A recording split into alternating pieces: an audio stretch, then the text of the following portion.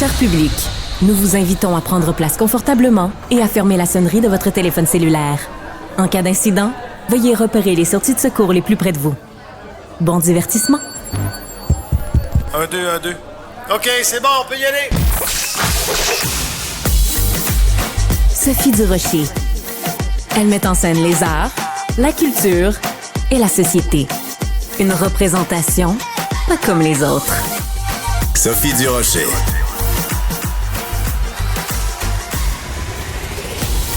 Bonjour tout le monde, j'espère que vous allez bien. Vous le savez, comme journaliste, on doit rester objectif, on doit rester neutre, mais bon, derrière cette carapace d'objectivité, il y a bien sûr un cœur qui bat et des fois il y a des choses dans l'actualité qui viennent plus nous chercher. Et moi, en ce moment, ça fait à peu près 24 heures, 48 heures qu'on entend beaucoup parler du cancer du col de l'utérus. Il y a beaucoup de discussions également, parce qu'il y a une augmentation du nombre de femmes qui ont le cancer du col de l'utérus au Québec. Il y a aussi cette histoire de Catherine Fournier, la mairesse de Longueuil, qui a fait un témoignage extrêmement touchant, une collaboratrice à elle de longue date, une amie proche à elle, qui en est au dernier stade. Elle a vraiment eu un diagnostic de cancer de stade avancé du col de l'utérus. Donc, j'offre évidemment toutes mes pensées à cette amie de Catherine Fournier, une proche collaboratrice qui combat en ce moment un cancer du col de l'utérus. Et la raison pour laquelle je vous parle de tout ça, et je m'adresse ici à toi, ma jeune et chère collaboratrice, Cybèle Olivier. Toi, tu as 26 ans. Moi, ma grand-mère, OK, la mère de ma mère, est décédée du cancer du col de l'utérus en 1942. Elle a donc laissé orpheline ma mère qui avait que 14 ans à l'époque. Puis ça a été un drame épouvantable dans ma famille. Ma mère, tous les jours de sa vie, pleurait toutes les larmes de son corps en pensant à sa maman qui était décédée de ce cancer-là. Puis moi, je m'étais toujours dit, le cancer du col de l'utérus, les gens mourraient de ça, comprends-tu, en 1942. Puis là, je me dis, en 2025, il y a encore des femmes qui meurent chaque année de ce cancer-là, qu'on peut prévenir, parce qu'il y a évidemment de la prévention et il y a un vaccin. Donc, c'est important d'en parler. Toi, est-ce que tu fais partie de la génération où, à l'école, vous aviez la disponibilité de ce vaccin-là, le VPH? Oui, absolument. Contre le VPH? Oui, on l'a depuis longtemps. Puis justement, moi, j'ai jamais été surprise de parler de ce cancer-là parce que depuis toute jeune, on en parle année après année. On a de la prévention au cégep, à l'université. On en parle beaucoup, justement. Quand je vais voir le médecin, toujours le petit aussi de faire attention puis de vérifier. Donc, moi, je suis au courant puis je suis absolument triste de savoir que ça arrive encore, évidemment. Mais au moins, quand on a le vaccin, on sait que ça peut prévenir puis aider grandement. Mais il faut en parler de ce vaccin-là. Il faut continuer à en parler. Et moi, évidemment, à cause de mon historique familial, tu sais, quand tu vas voir le médecin, il te demande tout le temps, votre mère, c'est vrai. Puis votre grand-mère, de quoi ils sont décédés, puis tout ça. Fait que je mentionne tout le temps le cancer du col de l'utérus. Donc, j'ai été surveillée pendant des années. Mais ce dossier-là, en ce moment, d'entendre beaucoup parler de ça, c'est vraiment venu me chercher. Donc, je voulais vraiment réitérer. Renseignez-vous pour le vaccin pour vous, pour vos proches, pour vos enfants. Puis c'est un vaccin aussi pour les garçons et pour les filles. Voilà, c'était mon petit éditorial médico-émotif. Et une pensée pour Évelyne Lefebvre, ma grand-mère décédée en 1942. On va parler d'un tout autre sujet, ça a à voir avec la santé, mais cette fois-ci, c'est pas la santé des êtres humains, mais des êtres vivants qu'on adore, nos animaux domestiques, parce qu'il y a tout un dossier en ce moment depuis 24-48 heures à cause de 2 reportages à Radio-Canada sur une explosion des frais vétérinaires. On va en parler avec Caroline Kilsdonk. Vous êtes médecin vétérinaire bioéthicienne. C'est toujours un plaisir de vous parler. Bonjour, Madame Kilsdonk. Bonjour, Madame Durocher. Ça me fait plaisir de vous parler. Alors, c'est un reportage choc qui a été fait par les collègues à Radio-Canada, Enquête. Il y a eu aussi un reportage de l'équipe de La Facture. Dans le reportage d'Enquête, on apprend que quelque chose qu'on a tous remarqué, une explosion, ça coûte de plus en plus cher, les frais vétérinaires, ce serait relié au fait que de plus en plus de cliniques vétérinaires sont rachetées par des conglomérats, des multinationales, qui en profitent pour augmenter les prix. Est-ce que ça suffit cette explication-là pour expliquer pourquoi ça coûte si cher faire traiter nos animaux? Comme j'aime votre question. Les bannières, les multinationales qui rachètent des vétérinaires, des établissements vétérinaires, pardon, sont certainement un des facteurs contributifs. Puis à moyen, à long terme, c'est sûr qu'une concentration de marché, en général, hein, on peut s'entendre que ça se fait pas à l'avantage du consommateur. Ceci étant dit, pour ce qui est de l'explosion des frais des dernières années, elle est vraiment multifactorielle. On ne peut pas l'imputer seulement à ça. D'accord. Effectivement. Alors, allons-y étape par étape. Peut-être que, en effet, le fait que des bannières soient rachetées par une plus grande bannière, c'est un facteur. Quels seraient les autres facteurs, Madame Kilsdunk? Bon, l'inflation, comme partout, évidemment. Ensuite, un important rattrapage salarial. Le personnel dans les établissements vétérinaires était, et je parle particulièrement des techniciens en santé animale, était sous-payé et on avait un énorme problème de rétention dans le milieu. Alors, beaucoup de changements de personnel, ce qui est jamais à l'avantage de la qualité de la qualité là, des services rendus dans un établissement quand il y a trop de roulement de personnel. La même chose pour le salaire des vétérinaires. La plupart des gens pensent que les vétérinaires salariés font des très gros salaires. Ben écoutez, il y a quelques années, le salaire moyen d'un vétérinaire qui travaillait à plein temps en pratique des petits animaux était d'environ 85 000 $. Et là, faut pas comparer ça à 85 000 $ d'une infirmière ou d'une enseignante parce que c'est des établissements privés et qu'il n'y a pas de régime de pension d'employeur là-dedans. Là. Je comprends. Alors là, il y avait un rattrapage. C'est un salaire important. C'est un salaire important, mais pas excessif. Donc, il y a eu un rattrapage. Le salaire des vétérinaires, le salaire des techniciens, l'inflation. Tout ça fait en sorte, Madame Kilsdunk, que j'ai noté là, des frais épouvantables. Parce que moi, ça fait plusieurs années maintenant que je n'ai plus ni chat ni chien, mais j'ai noté quand même dans le reportage d'enquête des prix qui m'ont fait hurler. La castration des chiots, par exemple, les prix ont augmenté de 80 %. Il y a des gens qui ont payé 1 400 $ pour faire arracher une dent à un chien. Moi, j'ai un ado à la maison. Je pense que j'aime mieux avoir un ado qu'avoir un chien parce que... Non, mais je fais une comparaison, là. OK, m'envoyez pas des tomates, là. Commencez pas à écrire à Cybèle en disant « Elle est donc bien épouvantable, Madame Durocher. » Non, mais 1 400 $ pour arracher une dent, ça n'a aucune allure, Madame Kilsdunk. Ben, d'un côté, je dis comme vous, puis là, je veux dire pour les auditeurs là que moi, je prends la perspective, tu sais, d'observation j'essaie d'avoir un regard éthique global sur la situation. Moi-même, je suis pas propriétaire d'établissement vétérinaire et je ne travaille pas à l'établissement non plus. Puis j'ai moi-même des animaux aussi. Alors, effectivement, 1 400 $ pour une dent, ça a l'air incroyable. Mais là, il y a une chose dont il faut être conscient, c'est que, par exemple, avant d'extraire cette dent-là, il va falloir avoir pris des radiographies pour voir s'il y a plein d'autres dents à extraire à ce moment-là. Oui, les radios, ça coûte cher. Ouais. Ben oui, puis là, ce chien-là, on parle d'un chien, je pense que vous avez dit, on va pas lui faire ça à froid. Et puis comme c'est un animal, on peut pas lui dire je vais te faire une anesthésie locale, tiens-toi tranquille, ne me mords pas. Alors, vous voyez là que il y a toutes sortes d'explications qui font que c'est extrêmement complexe. Je veux pas dire, je suis pas à la défense de l'industrie et je veux pas dire que parfois il y aurait pas moyen de faire moins cher. Et je vais vous dire comment il y aurait moyen de faire moins cher parfois. Allez-y. Et la meilleure chose à faire pour un usager de soins vétérinaires, un client, c'est de développer une relation de confiance avec un vétérinaire. Et puis, vous allez pouvoir, à ce moment-là, discuter avec ce vétérinaire-là.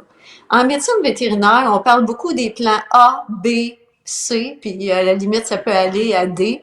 C'est-à-dire que dans bien des situations, il y aurait le plan de traitement ou le plan diagnostic idéal qu'on appelle le gold standard ou le plan A, où on peut y donner différents noms.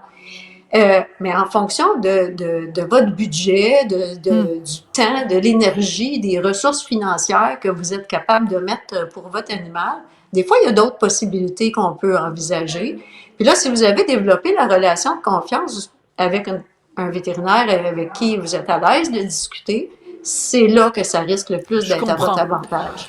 C'est un petit peu quand on s'en va voir, mettons, le garagiste, c'est sûr qu'il va nous dire, moi, ça m'est arrivé récemment, Madame Durocher, vous avez une petite poque, là, sur le truc de votre portière, faut refaire la carrosserie au complet, puis le bumper en avant, puis le bumper à droite, puis le ci, puis le ça. Puis là, je l'ai regardé, puis j'ai dit, ça me semble un petit peu excessif. Puis là, finalement, on a réduit, puis on a réduit. Et voilà, donc il y a moyen de négocier puis de dire, regarde, j'ai pas les moyens, fait qu'allons-y. J'aimerais ça fait réagir. Absolument, puis j'aimerais ça réagir, Mme Kilsdon, ce que vous disiez sur la relation de confiance qu'on doit établir. On a reçu 2 commentaires en particulier. Le premier, j'ai pas son nom, mais un auditeur nous dit, moi, mon chien a rencontré un porc-épic en mai dernier, 4 500 $ de frais vétérinaires pour 3 visites. Mais le deuxième commentaire est intéressant au niveau de la relation de confiance. C'est Jean-François qui nous dit, moi, je devais faire une opération pour mon chien. Un vétérinaire nous chargeait 5 000 $ pour une chirurgie et on en a trouvé un autre, honnête, je le cite, qui l'a fait pour 1 800 $. Wow. Alors, les gens sont un petit peu frustrés de se dire, est-ce que c'est vraiment à nous de magasiner notre vétérinaire? Comment faire confiance? J'imagine que vous l'avez entendu souvent, ce Mme Kilsdon. Comment vous réagissez à ça, de savoir une différence de près de 4 000 $? C'est ça, exactement. Je fais une supposition que la première estimation était dans un centre d'urgence. Quand les gens se présentent dans un centre d'urgence avec une situation, ils vont leur faire un devis là, pour le coût d'une chirurgie. Et parfois, il y a d'autres vétérinaires en pratique privée qui sont pas dans des grands centres spécialisés et d'urgence, qui sont prêts à faire ces chirurgies-là à coût moindre, qui ont des coûts de fonctionnement dans ces établissements-là qui sont moindres que dans les centres d'urgence. C'est sûr qu'un centre d'urgence ouvert 24 heures sur 24, avec des spécialistes disponibles sur demande, ça coûte cher à faire rouler et évidemment, le prix des chirurgies va en conséquence. Tout à fait. Oui, écoutez, je veux absolument prendre le temps de revenir donc à ce reportage d'enquête parce que après tout, Enquête, c'est Radio-Canada, puis Radio-Canada, c'est nos impôts. Alors, pour une fois que c'est bien utilisé, on va en profiter. Ce reportage-là, ce qu'il montre, et c'est ça qui m'a vraiment touchée et inquiétée, c'est que à cause de cette explosion des coûts, il y a beaucoup de gens qui se retrouvent dans une situation où ils font 2 choses. Il y a beaucoup plus d'abandon dans les SPCA. Les gens abandonnent leur animal parce qu'ils n'ont plus les moyens d'en prendre soin. Et il y a beaucoup plus de cas d'euthanasie pour les mêmes raisons. On passe beaucoup plus rapidement à l'euthanasie parce que ça coûterait trop cher de faire toutes sortes de chirurgies pour les maintenir en vie. Vous êtes bioéthicienne. Il me semble que ça pose une grosse question d'éthique. Ça veut dire que l'amour qu'on porte à notre animal, il a un prix et le prix est tellement élevé qu'on est obligé de lui donner la mort plutôt que de lui donner des sous. Oui, j'ai pas de réponse toute faite. Chaque situation est unique, mais vous savez, dans certaines circonstances, je me prends en exemple. Ok, j'ai 4 enfants, j'ai 4 petits-enfants. Moi, évidemment, j'ai bien réfléchi avant d'avoir des chiens, et puis je suis capable de faire face aux imprévus s'il y en a. Mais il pourrait y arriver une situation où je ne serais pas prête à investir un très gros montant. Et puis, ça se peut qu'en bout de ligne, ce soit la décision la plus éthique. Ceci étant dit, pourquoi je commence par un exemple comme celui-là? J'essaie quand même de déculpabiliser des gens parce que le message qu'on passe est parfois extrêmement culpabilisant pour des gens qui en font déjà beaucoup, beaucoup, beaucoup pour leurs animaux, mais qui n'arrivent pas à tout faire. Mais d'un autre côté, il y a encore beaucoup, beaucoup, beaucoup de gens qui adoptent des animaux sans une once de réflexion sur la responsabilité que ça implique, et pas seulement sur le point de vue financier. J'ai fait la direction par intérim d'un service animalier municipal au cours de l'année 2024. si vous voyez le nombre d'animaux qui nous sont abandonnés, qui auraient juste pas dû être adoptés dès le départ par ces familles-là, alors on a beaucoup, beaucoup à faire aussi du côté de l'éducation pour éviter ces situations-là.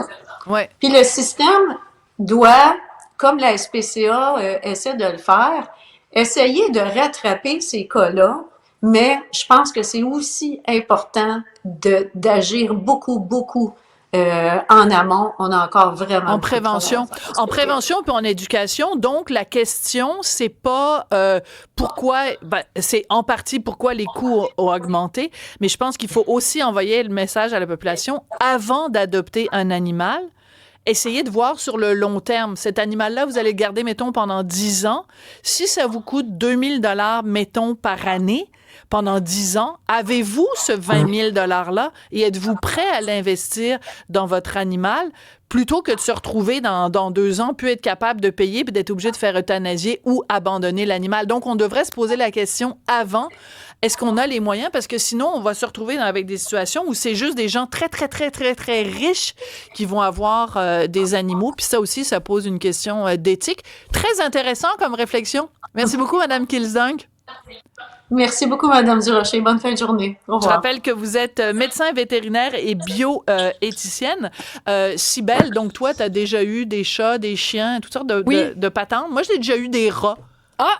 Oui. André-Sylvain aussi, il y avait un rat avant. T'as eu un rat? Oui. Ah oui? Puis Ratatouille, comment tu l'appelais? C'est un des meilleurs animaux que tu peux avoir à la maison. Je suis tellement d'accord, André-Sylvain. Nous, on s'était présenté à l'animalerie avec mon fils qui avait comme 12-13 ans à l'époque. On voulait des hamsters.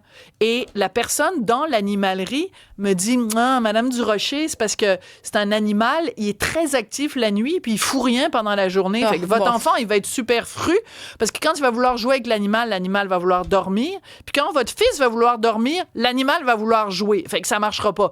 Puis là, j'ai dit, OK, mais qu'est-ce qu'on fait? Là, je suis à l'animalerie, j'ai promis à mon enfant qu'on avait un animal. La personne à l'animalerie m'a dit un rat. J'ai dit, êtes-vous fou, vous? Il m'a dit, mais non, c'est un animal intelligent, affectueux. Fait que pendant plusieurs mois, on a eu un rat, donc un qui s'appelait Godzilla. Oh, c'est cute! Et Richard Martineau et moi et mon fils, on avait chacun notre rat sur nous pendant qu'on regardait la télé, puis on le flattait. Mais oui, à ce qui paraît, c'est vraiment agréable comme animal de compagnie. Oui, non, vraiment, j'entends ça souvent. Et c'est propre aussi, hein? Oui. On peut l'entraîner à aller dans une litière. Ah, mais ça, je me suis pas rendue jusque-là parce qu'à un moment donné, Godzilla est devenu complètement cinglé. Et là, Godzilla s'en est pris aux 2 autres rats. Puis il y a un des rats qui était une rate. Elle a eu des petits bébés. Et je pense qu'à un moment donné, Godzilla a mangé les bébés de la rate. Oui, ça se pourrait très bien. Fait que la chenoute a pogné. Et donc, on a été obligé de se débarrasser des rats, mais pas parce que ça coûtait trop cher. Non, c'est ça. Parce que Godzilla était un fou furieux. Donc, tranche de vie. Oui, on parlait des frais vétérinaires rapidement. Ouais. Je vais te raconter une anecdote où c'est là que des fois, je pense que les gens peuvent être frustrés au niveau des renseignements qu'on a chez les vétérinaires. J'avais un chaton qui a mangé notre chocolat de Pâques, OK? Un chocolat complet, mais c'est un chaton. Il y a 4-5 mois à ce moment-là. Et là, moi, j'apprends ça, je suis au travail ici, je panique, c'est mon copain de l'époque qui avait le chat avec lui. Là, je me dis, qu'est-ce qu'on fait? On essaie de trouver un renseignement. Finalement, il appelle le vétérinaire. Et le vétérinaire, au lieu de lui dire, « Hey, regarde, c'est un chaton, c'est fait de fort, un chat, ça peut manger à peu près n'importe quoi. Attends de voir un peu. » Il dit, viens-t'en tout de suite en urgence. Ça nous a coûté 600 $ pour se faire dire par la suite par quelqu'un d'autre, ah ben là, tu sais, t'aurais pu juste le laisser voir s'il allait vomir, puis tout se serait bien passé. Ouais. Pourquoi on n'a pas eu ce renseignement-là? C'est ça qui est frustrant. Ça prend 2 secondes au téléphone, dire, attendez 2 minutes avant de vous énerver. T'as tout à fait raison. Ça, c'est la frustration. Ça, c'est frustrant, puis c'est là que le lien de confiance se perd. Voilà. Jean-Philippe Leroux, à la mise en onde, t'avais une anecdote, toi aussi? Si j'ai juste un conseil à donner sur les frais vétérinaires, ma plus grosse erreur, ça a été de ne pas prendre d'assurance. Si vous voulez sauver des sous, c'est un 50, 60, 70, ça dépend. Mais prenez-vous un programme d'assurance, vous pourriez sauver des milliers de dollars au bout de la vie d'animal. Jamais pensé à ça. Voilà, très bon. Puis le reportage La Facture aussi qui nous dit que la plupart des médicaments pour les animaux, tu peux les acheter chez Jean Coutu, puis ça coûte une fraction du prix. Bon. Donc, très intéressant la discussion sur les vétérinaires. Merci, les petits amis. Je pense que j'avais un poil de chat sur la langue. Rat. Ou de rat. Un poil de ratatouille ou Godzilla sur le bout de la langue. Vous écoutez Cube Radio.